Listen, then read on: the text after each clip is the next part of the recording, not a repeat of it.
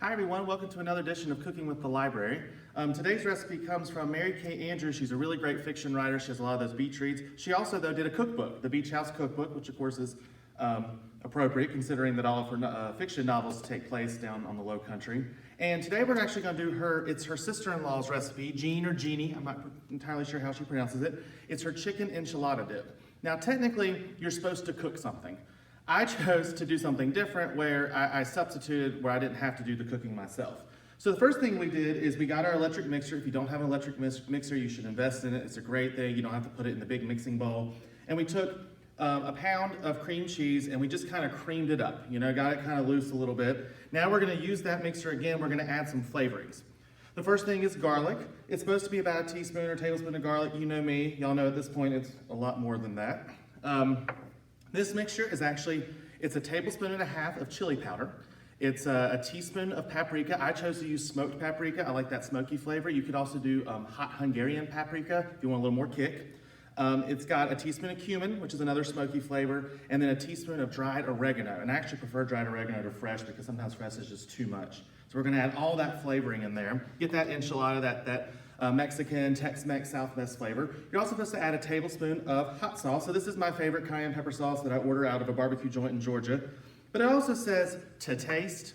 So I'm just gonna okay, one more for good. I like it a little bit spicier. Obviously feel free to tone it down and use whatever your favorite hot sauce is. So now we're going to try to do this without it going everywhere. And with this electric mixer, and we're gonna beat these flavors together. All right, so far so good.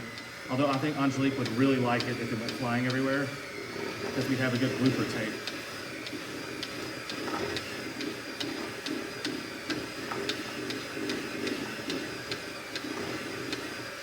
All right, so we're actually done with the mixer. You can actually pop well, if you do it right. There's one, there's two. Pop those out and get as much of the good stuff out. I think that's fine. And what this did is you can actually tell it really changed flavor. It went from being that white cream cheese to all this wonderful, this brownish color. That's all the flavor that you're adding. Now you can stir in your other parts. So the chicken part. Now Mary Kay Andrews actually cooks her chicken and does all that. I didn't do that. I cheated. I went to the grocery store and got a rotisserie chicken. And also, I think this is good for two reasons. One is it's a lot less work. And two is that her recipe calls for just chicken breast. And what I like about using the rotisserie is you get also some of that dark meat from the thigh and the leg. So we're gonna add that in. We're gonna add in some scallions, white and green parts. You know, we talked about it earlier. I like the green parts as well. And then this is the controversial ingredient. You either love cilantro or you hate it. I love cilantro. If you don't like cilantro, use parsley, do something else. But I think it's a nice flavor here. All right, this time we don't have to use the mixer. I got a spatula and I'm just gonna stir this in.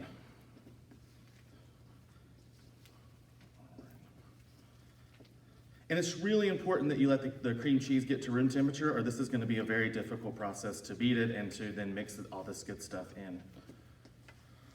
And that's it. What I like about this, you don't have to do any further baking or anything. The chicken's already cooked, so all you gotta do is serve it. So we're gonna put some in this pretty red bowl. It's the only bowl we have here that's not, not pretty, or it is pretty. Let's see. Not all of it's gonna fit in there. Apparently Jeanne is the queen of appetizers, so this is a perfect appetizer, and I think it's perfect for summer because, once again, it's a cold dip. You're supposed to actually let it sit for a couple hours in the fridge. It'll get better. And what we're gonna add on top is just a little bit of those green onions. We saved some of the green to add on top, and that's it. This is Jeanne's enchilada dip from Mary Kay Andrews' Beach House Cookbook. Remember, you can pick this book up, you can pick any books up via our curbside service at the Maine, Belmont, Bessemer City, Tech at Lowell, Cherryville, and Union Road branches. I'm actually gonna wipe off my hands, I realize I have cream cheese all over them. And remember, you can also check out all of our great content on our YouTube page, as well as our Facebook and all of our branch Facebooks. There's a lot of great virtual content happening. We'll see you next time on Cooking with the Library.